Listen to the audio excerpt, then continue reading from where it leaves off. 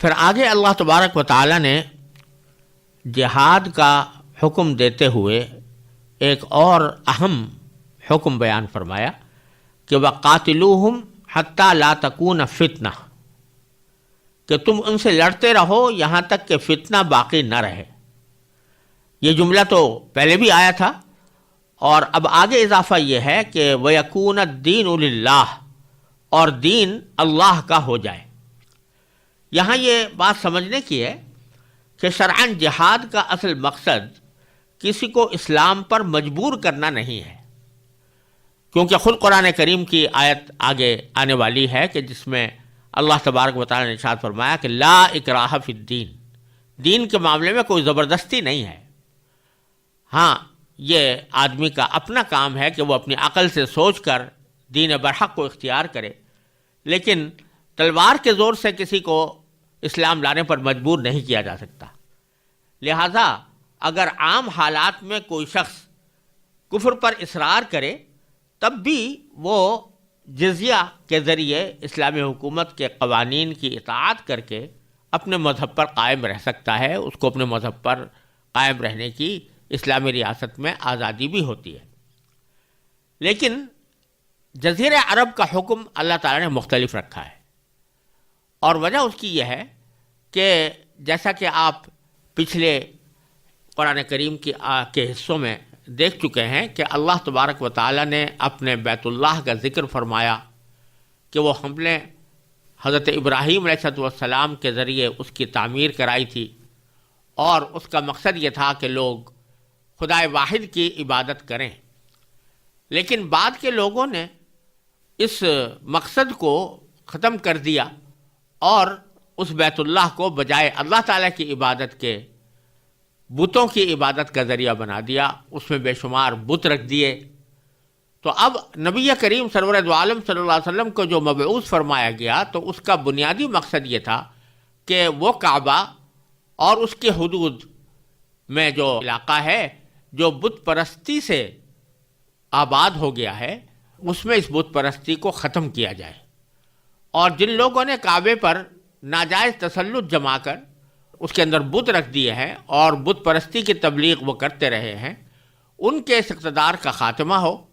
اور کم از کم یہ بیت اللہ اور اس کے مضافات کا جو علاقہ ہے یعنی پورا جزیرہ عرب وہ کفر سے اور شرک سے خالی ہو جائے۔ لہذا جزیرہ عرب کا حکم اللہ تعالیٰ نے دوسرے مقامات کے مقابلے میں مختلف رکھا ہے، اس واسطے کہ یہ وہ ملک ہے جہاں رسول کریم سرور دو عالم صلی اللہ علیہ وسلم کو براہ راست بھیجا گیا، اور جہاں کے لوگوں نے سرکار دو عالم صلی اللہ علیہ وسلم کے معجزات اپنی آنکھوں سے دیکھے، آپ کی تعلیمات براہ راست سنی۔ ایسے لوگ اگر ایمان نہ لائیں تو پچھلے انبیاء علیہ السلام کے زمانوں میں انہیں عذاب عام کے ذریعے ہلاک کیا گیا تھا، لیکن سرکار دو عالم صلی اللہ علیہ وسلم کی برکت سے وہ عذاب عام تو موقوف کر دیا گیا، لیکن یہ حکم دیا گیا کہ جزیرہ عرب میں کوئی کافر مستقل شہری کی حیثیت میں نہیں رہ سکتا۔ یہاں اس کے لیے تین ہی راستے ہیں، اسلام لائے، یا جزیرہ عرب سے باہر چلا جائے، یا پھر جنگ میں قتل ہو جائے یا جنگ کے لیے تیار ہو جائے۔ اس لیے اللہ تبارک و تعالیٰ نے یہاں جزیرہ عرب کے معاملے میں خاص طور پر یہ فرمایا کہ ان سے لڑتے رہو یہاں تک کہ فتنہ باقی نہ رہے، اور پورا کا پورا دین اللہ کا ہو جائے، کہ اللہ کے دین کا اس جزیرہ عرب میں غلبہ ہو جائے۔ لہذا پیچھے جو آیت کریمہ آئی تھی کہ والفتنۃ اشد من القتل،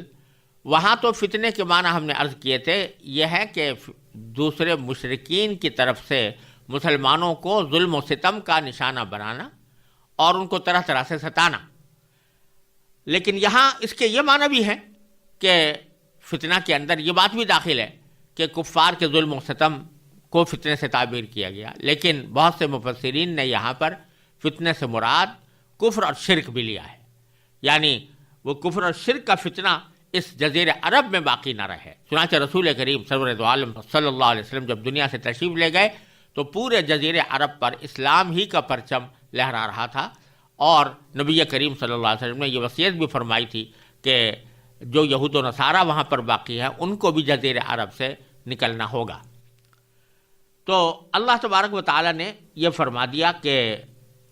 وہ جب دین اللہ کا ہو جائے اس وقت تک جہاد جزیر عرب میں جاری رہے گا۔ پھر فرمایا فَإِنِ انتہوا، پھر اگر وہ باز آ جائیں، یعنی اپنے لڑائی سے بھی باز آ جائیں اور کفر و شرک سے بھی باز آ جائیں، تو پھر فرمایا کہ فلا عدوان الا علی الظالمین، تو تشدد سوائے ظالموں کے کسی اور پر نہیں ہونا چاہیے۔ پھر آگے اللہ تبارک و تعالیٰ نے اس اشکال کا جواب دیا ہے کہ یہ کچھ مہینے ایسے ہیں جن کو اللہ تبارک و تعالیٰ نے حرمت عطا کی ہے، اس میں جنگ کرنا حرام ہے، اس میں لڑائی نہیں کی جا سکتی۔ اگر اس میں کافر لوگ حملہ کر دیں تو ہم اگر لڑتے ہیں تو شہر حرام کی یعنی حرمت والے مہینے کی حرمت کے خلاف ہوتا ہے، اور اگر نہیں لڑتے تو وہ لوگ ہم پر غلبہ پا سکتے ہیں۔ تو اس کے جواب میں فرمایا کہ الشہر الحرام بالشہر الحرام، یعنی حرمت والے مہینے کا بدلہ حرمت والا مہینہ ہے، یعنی جب کوئی دوسرا شخص اس میں جارحیت کر کے تمہارے اوپر حملہ کر رہا ہے تو پھر اسی مہینے کے اندر تم بھی اس کا جواب دے سکتے ہو۔ اور پھر فرمایا والحرمات قصاص، اور حرمتوں پر بھی بدلے کے احکام جاری ہوتے ہیں، یعنی اگر کوئی شخص مہینے کی حرمت پامال کر کے تم سے لڑائی کرے تو تم بھی اس سے بدلہ لے سکتے ہو۔ اور فرمایا فمن اعتدى علیکم، پھر چنانچہ اگر کوئی شخص تم پر کوئی زیادتی کرے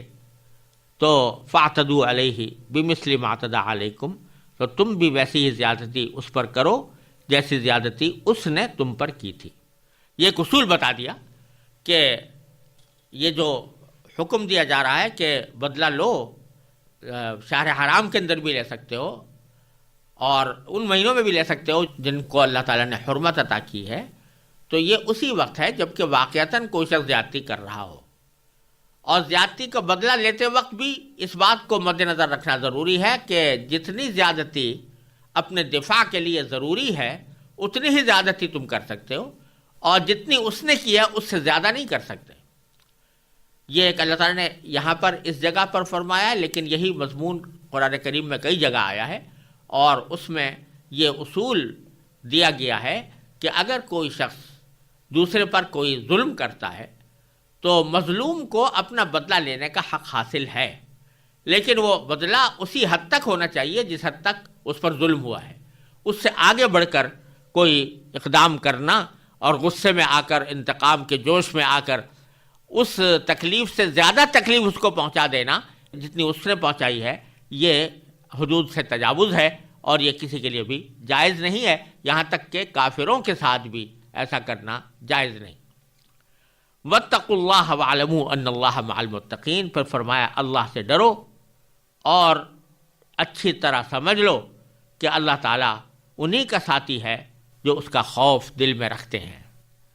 لہذا اگر کسی جگہ پر تمہیں دشمنوں کا غلبہ نظر آتا ہے تو اللہ تعالیٰ کی طرف رجوع کرو اور اللہ تعالیٰ کے احکام کی پابندی کرتے رہو، تو اللہ تعالیٰ کی نصرت اور حمایت اور مدد تمہارے ساتھ ہوگی۔ پھر آخر میں فرمایا کہ وَأَنفِقُوا فِي سَبِيلِ اللَّهِ، اور اللہ کے راستے میں اپنا مال خرچ کرو۔ یہ اس لیے فرمایا کہ جب جہاد ہوتا ہے تو جہاد کے اندر جہاں جان کی قربانی دینی ہوتی ہے وہاں مال کی بھی قربانی دینی پڑتی ہے، جہاد کے لیے بہت کچھ خرچ بھی کرنا پڑتا ہے۔ تو اس لیے اللہ تعالیٰ نے جہاد کے احکام کے ساتھ اللہ تعالیٰ کے راستے میں خرچ کرنے کو بھی ذکر فرمایا کہ اللہ کے راستے میں مال خرچ کرو۔ وَلَا تُلْقُوا بِأَيْدِيكُمْ إِلَى التَّهْلُكَةِ، اور اپنے آپ کو خود اپنے ہاتھوں ہلاکت میں نہ ڈالو۔ یہ ایک ایسا جملہ فرما دیا کہ جس کا مفہوم بہت وسیع ہے۔ اس میں ظاہر ہے یہ بات تو داخل ہے ہی کہ انسان خودکشی کر لے اور اپنے آپ کو ہلاک کر ڈالے، وہ حرام ہے بالکل، لیکن اللہ کے راستے میں مال خرچ کرنے کے سیاق و سباق میں اس کا مفہوم یہ ہے کہ اگر تم اللہ تعالیٰ کے راستے میں مال خرچ کر کے جہاد نہیں کرو گے تو پھر بالآخر یہ ہوگا کہ دشمن تم پر غالب آ جائے گا، تو گویا تم نے اپنے ہاتھوں ہلاکت مول لے لی۔ تو اگر اللہ کے دیے ہوئے مال کو اللہ تعالیٰ کے بتائے ہوئے طریقے پر خرچ نہیں کرو گے تو اس کا انجام بالآخر تمہارے لیے ہلاکت اور بربادی کی صورت میں ظاہر ہوگا۔ اور بعض حضرات نے یہ بھی فرمایا کہ اس سے مراد یہ ہے کہ اللہ تعالیٰ کی راہ میں مال خرچ کرنے میں بھی حد سے تجاوز نہ کرو، بلکہ اتنا ہی خرچ کرو کہ جتنا شریعت نے تمہیں حکم دیا ہے، کیونکہ ہر انسان کے ذمے اس کے اپنی جان کا، اپنے بیوی بچوں کے حقوق بھی ہوتے ہیں۔ تو اگر اللہ کے راستے میں خرچ کرنا ہو تو اتنا کرو کہ ان کے ضروریات کے لیے وہ کافی باقی رہ جائے۔ اسی کو رسول کریم صلی اللہ علیہ وسلم نے ایک حدیث میں فرمایا کہ خیر الصدقۃ ما کان عن ظہر غنی، کہ بہترین صدقہ وہ ہے کہ جو اپنے پیچھے مالداری چھوڑ جائے، یعنی صدقہ کرنے کے بعد بھی انسان کے پاس اتنا مال رہے کہ وہ اپنا اور اپنے بیوی بچوں کا پیٹ پال سکے۔ تو اس لیے بعض حضرات نے یہ بھی فرمایا کہ اس کے اندر یہ مفہوم بھی داخل ہے کہ ایسا نہ ہو کہ اللہ تعالیٰ کے راستے میں خرچ کرنے کے جوش میں تم اتنا خرچ کر جاؤ کہ پھر بالآخر تمہیں ہلاکت کا سامنا کرنا پڑے، ایسا بھی نہیں کرنا چاہیے۔ وَأَحْسِنُوا، اور نیکی اختیار کرو، ان اللہ یحب المحسنین، بے شک اللہ نیکی کرنے والوں سے محبت کرتا ہے۔ وَأَتِمُّوا الْحَجَّ وَالْعُمْرَةَ لِلَّهِ فَإِنْ أُحْصِرْتُمْ فَمَا اسْتَيْسَرَ مِنَ الْهَدْيِ وَلَا تَحْلِقُوا رُؤُوسَكُمْ حَتَّى يَبْلُغَ الْهَدْيُ مَحِلَّهُ فَمَنْ كَانَ مِنْكُمْ مَرِيضًا أَوْ بِهِ أَذًى مِنْ رَأْسِهِ فَفِدْيَةٌ مِنْ صِيَامٍ أَوْ صَدَقَةٍ أَوْ نُسُكٍ فَإِذَا أَمِنْتُمْ فَمَنْ تَمَتَّعَ بِالْعُمْرَةِ إِلَى الْحَجِّ فَمَا اسْتَيْسَرَ مِنَ الْهَدْيِ فَمَنْ لَمْ يَجِدْ فَصِيَامُ 3 أَيَّامٍ فِي الْحَجِّ و7 إِذَا رَجَعْتُمْ تِلْكَ 10 كَامِلَةٌ ذَلِكَ لِمَنْ لَمْ يَكُنْ أَهْلُهُ حَاضِرِ الْمَسْجِدِ الْحَرَامِ وَاتَّقُوا اللَّهَ وَاعْلَمُوا أَنَّ اللَّهَ شَدِيدُ الْعِقَابِ۔ الْحَجُّ أَشْهُرٌ مَّعْلُومَاتٌ فَمَن فَرَضَ فِيهِنَّ الْحَجَّ فَلَا رَفَثَ وَلَا فُسُوقَ وَلَا جِدَالَ فِي الْحَجِّ وَمَا تَفْعَلُوا مِنْ خَيْرٍ يَعْلَمْهُ اللَّهُ وَتَزَوَّدُوا فَإِنَّ خَيْرَ الزَّادِ التَّقْوَىٰ وَاتَّقُونِ يَا أُولِي الْأَلْبَابِ۔ لَيْسَ عَلَيْكُمْ جُنَاحٌ أَن تَبْتَغُوا فَضْلًا مِّن رَّبِّكُمْ فَإِذَا أَفَضْتُم مِّنْ عَرَفَاتٍ فاذكروا الله عند المشعر الحرام واذكروه كما هداكم وإن كنتم من قبله لمن الضالين ثم أفيضوا من حيث أفاض الناس واستغفروا الله إن الله غفور رحيم فَإِذَا قَضَيْتُم مَّنَاسِكَكُمْ فاذكروا الله كذكركم آباءكم أو أشد ذكرا فمن الناس من يقول ربنا آتنا في الدنيا وما له في الآخرة من خلاق ومنهم من يقول ربنا آتنا في الدنيا حسنة وفي الآخرة حسنة وقنا عذاب النار أولئك لهم نصيب مما كسبوا والله سريع الحساب واذكروا الله في أيام معدودات فمن تعجل في يومين فلا إثم عليه ومن تأخر فلا إثم عليه لمن اتقى واتقوا الله واعلموا أنكم إليه تحشرون۔ اور حج اور عمرہ اللہ کے لیے پورا پورا ادا کرو۔ ہاں اگر تمہیں روک دیا جائے تو جو قربانی میسر ہو، اور اپنے سر اس وقت تک نہ منڈاؤ جب تک قربانی اپنی جگہ نہ پہنچ جائے۔ ہاں اگر تم میں سے کوئی شخص بیمار ہو یا اس کے سر میں کوئی تکلیف ہو تو روزوں یا صدقے یا قربانی کا فدیہ دے دے۔ پھر جب تم امن حاصل کر لو تو جو شخص حج کے ساتھ عمرے کا فائدہ بھی اٹھائے وہ جو قربانی میسر ہو اللہ کے حضور پیش کرے۔ ہاں اگر کسی کے پاس اس کی طاقت نہ ہو تو وہ حج کے دنوں میں 3 روزے رکھے اور 7 اس وقت جب تم گھروں کو لوٹ جاؤ۔ اس طرح یہ کل 10 روزے ہوں گے۔ یہ حکم ان لوگوں کے لیے ہے جن کے گھر والے مسجد حرام کے پاس نہ رہتے ہوں، اور اللہ سے ڈرتے رہو اور جان رکھو کہ اللہ کا عذاب بڑا سخت ہے۔ حج کے چند متعین مہینے ہیں، چنانچہ جو شخص ان مہینوں میں اپنے اوپر حج لازم کر لے تو حج کے دوران نہ وہ کوئی فحش بات کرے، نہ کوئی گناہ، نہ کوئی جھگڑا، اور تم جو کوئی نیک کام کرو گے اللہ اسے جان لے گا۔ اور زاد راہ ساتھ لے جایا کرو، کیونکہ بہترین زاد راہ تقوی ہے۔ اور اے عقل والو، میری نافرمانی سے ڈرتے رہو۔ تم پر اس بات میں کوئی گناہ نہیں ہے کہ تم اپنے پروردگار کا فضل تلاش کرو۔ پھر جب تم عرفات سے روانہ ہو تو مشعر حرام کے پاس جو مزدلفہ میں واقع ہے اللہ کا ذکر کرو، اور اس کا ذکر اسی طرح کرو جس طرح اس نے تمہیں ہدایت کی ہے، جبکہ اس سے پہلے تم بالکل ناواقف تھے۔ اس کے علاوہ تم اسی جگہ سے روانہ ہو جہاں سے عام لوگ روانہ ہوتے ہیں، اور اللہ سے مغفرت مانگو، بے شک اللہ بہت بخشنے والا بڑا مہربان ہے۔ پھر جب تم اپنے حج کے کام پورے کر چکو تو اللہ کا اس طرح ذکر کرو جیسے تم اپنے باپ دادوں کا ذکر کیا کرتے ہو، بلکہ اس سے بھی زیادہ ذکر کرو۔ اب بعض لوگ تو وہ ہیں جو یہ کہتے ہیں کہ اے ہمارے پروردگار، ہمیں دنیا میں بھلائی عطا فرما، اور آخرت میں ان کا کوئی حصہ نہیں ہوتا۔ اور انہی میں سے وہ بھی ہیں جو یہ کہتے ہیں کہ اے ہمارے پروردگار، ہمیں دنیا میں بھی بھلائی عطا فرما اور آخرت میں بھی بھلائی، اور ہمیں دوزخ کے عذاب سے بچا لے۔ یہ وہ لوگ ہیں جنہیں اپنے اعمال کی کمائی کا حصہ ثواب کی صورت میں ملے گا، اور اللہ جلد حساب لینے والا ہے۔ اور اللہ کو گنتی کے دنوں میں یاد کرتے رہو، پھر جو شخص 2 ہی دن میں جلدی چلا جائے اس پر بھی کوئی گناہ نہیں ہے،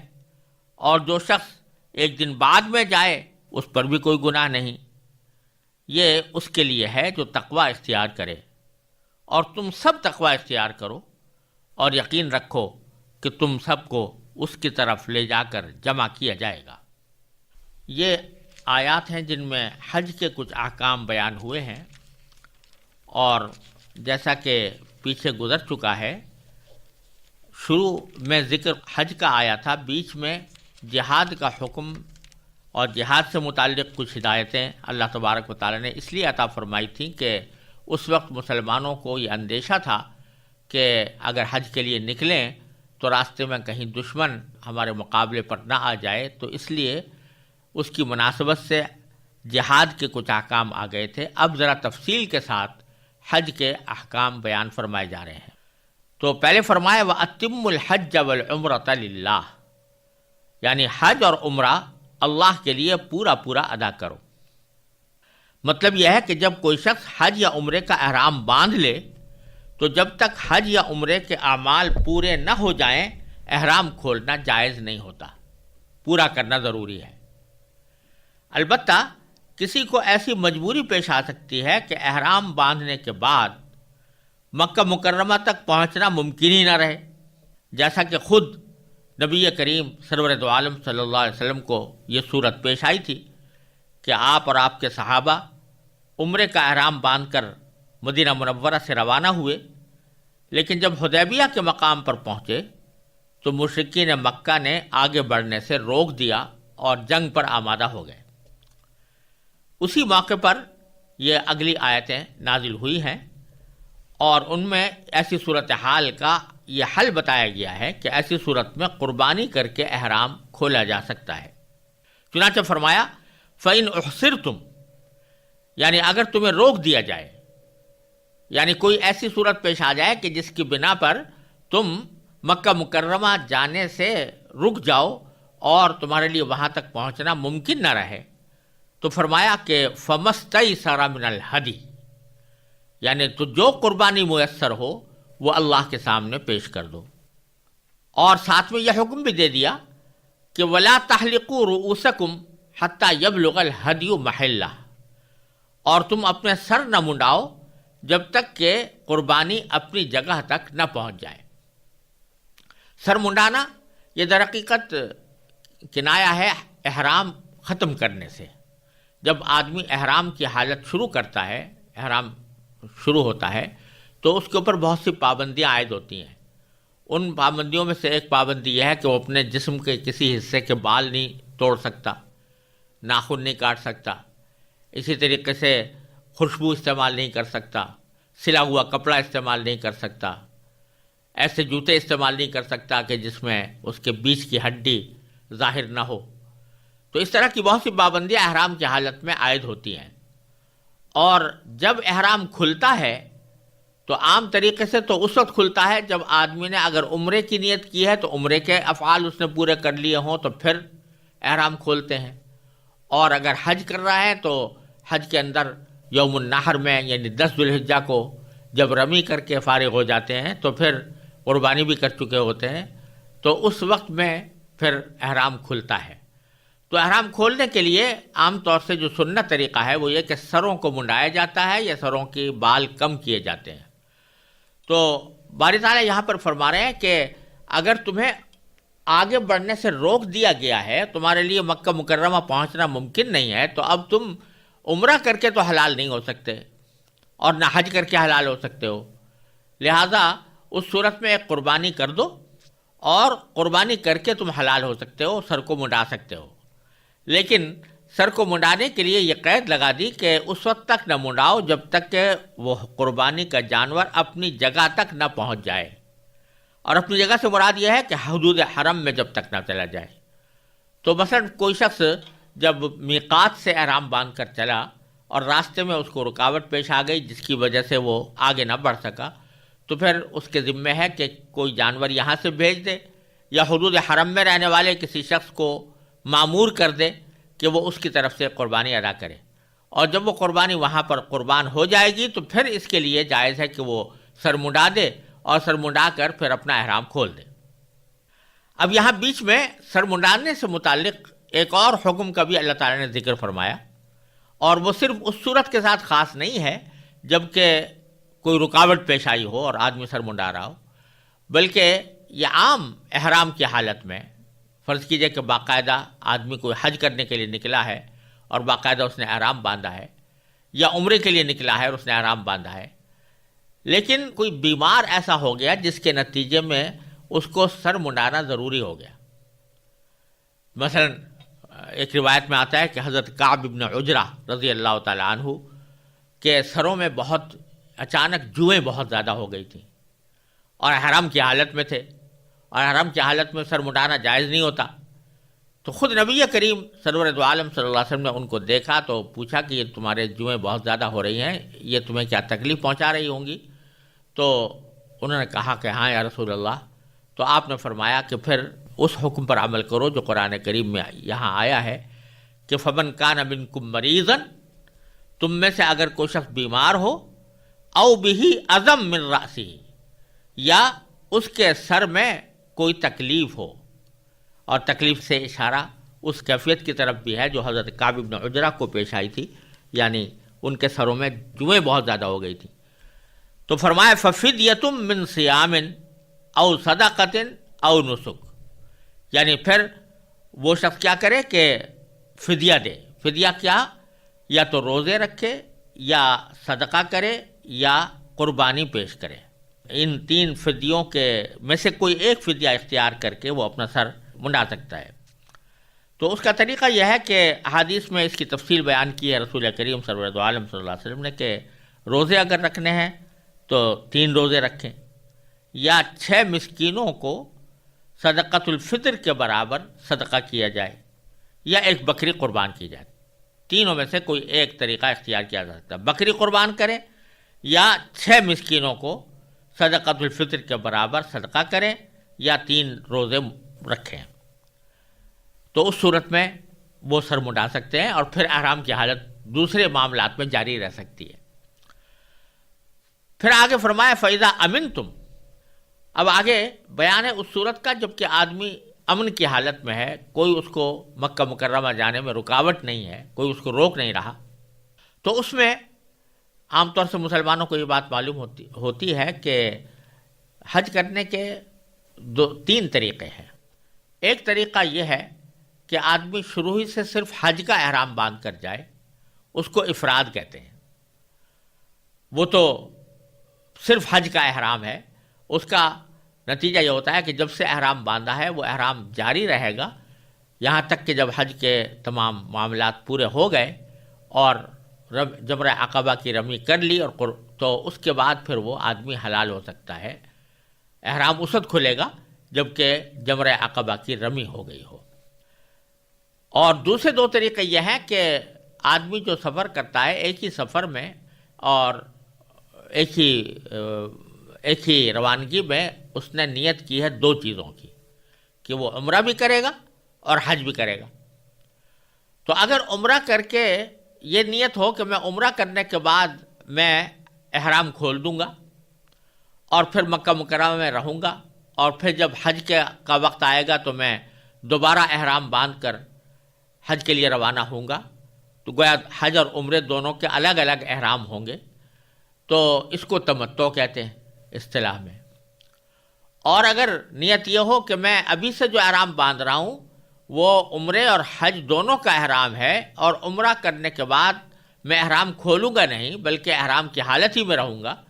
یہاں تک کہ پھر میں جب حج کر لوں تو پھر اکٹھا وہاں جا کر احرام کھولوں گا، اس کو قران کہتے ہیں۔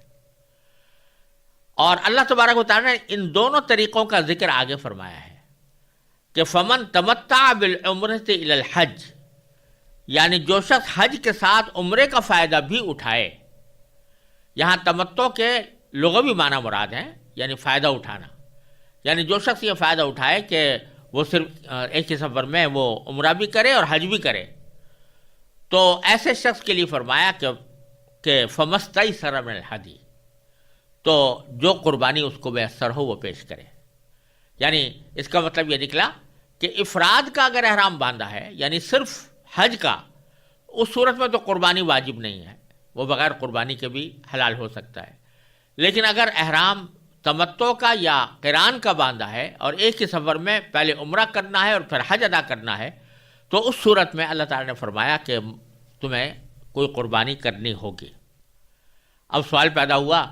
کہ بعض لوگ ایسے ہوتے ہیں کہ جن کے پاس قربانی کی استطاعت نہیں ہوتی، وہ انہوں نے کیا تو ہے قران یا تمتع، حج اور عمرہ دونوں ادا کیے ہیں، لیکن ان کے پاس اتنی استطاعت نہیں ہے کہ وہ کوئی جانور قربان کریں، تو اس کا طریقہ اللہ تعالیٰ نے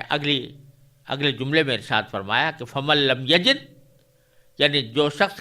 شخص کے پاس طاقت نہ ہو اس بات کی کہ وہ قربانی کرے، فصیام ثلاثۃ ایام فی الحج، تو اس کا طریقہ یہ بتایا کہ وہ حج کے دنوں میں 3 روزے رکھے۔ یعنی یہ بتایا جا رہا ہے کہ اگر کوئی شخص قربانی کی استطاعت نہیں رکھتا تو حج کے دنوں میں، اس سے مراد یہ ہے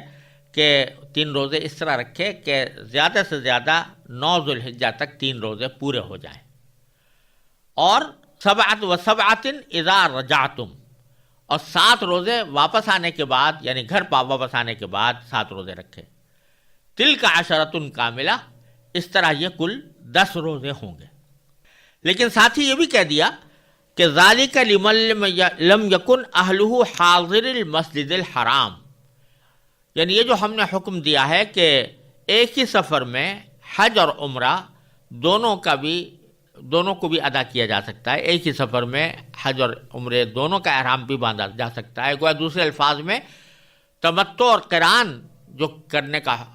حکم دیا گیا ہے یا اس کی جو اجازت دی گئی ہے، یہ ان لوگوں کے لیے ہے کہ جن کے گھر والے مسجد حرام کے پاس نہ رہتے ہوں، مراد یہ کہ وہ حدود حرم میں مقیم نہ ہوں، مسجد حرام کے آس پاس مقیم نہ ہوں، بلکہ حدود میقات کے اندر بھی نہ رہتے ہوں۔ مطلب یہ ہے کہ تمتع اور قران صرف وہ لوگ کر سکتے ہیں جن کو اصطلاح میں آفاقی کہا جاتا ہے، یعنی میقاتیں جو مقرر ہیں ان سے باہر رہنے والے۔ جیسے ہم پاکستان میں رہتے ہیں تو اگر ہم حج کریں یا عمرہ کریں تو اس میں تمتع قران کر سکتے ہیں. لیکن جو لوگ مکہ مکرمہ ہی میں رہنے والے ہیں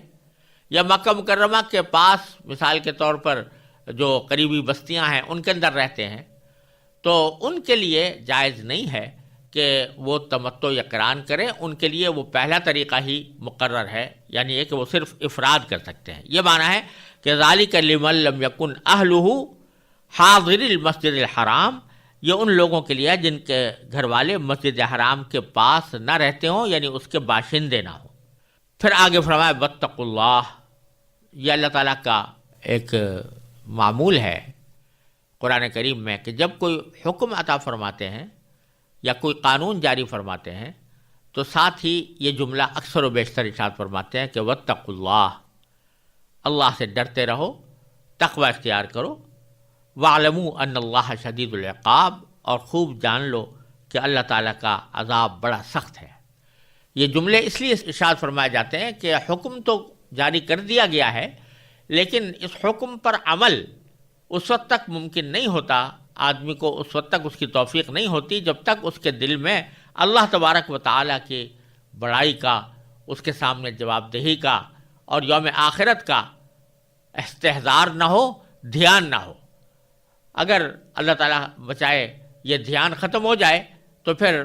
اللہ تعالیٰ کے دیے ہوئے بڑے سے بڑے حکم کو بھی انسان چھوڑ دیتا ہے اور اس کی حق تلفی کرتا ہے. پھر فرمایا الحج اشہر معلومات، کہ حج کے چند متعین مہینے ہیں، اور حدیث میں اس کی تفسیر آئی ہے کہ اس سے مراد شوال، ذوالقعدہ اور ذوالحجہ. ویسے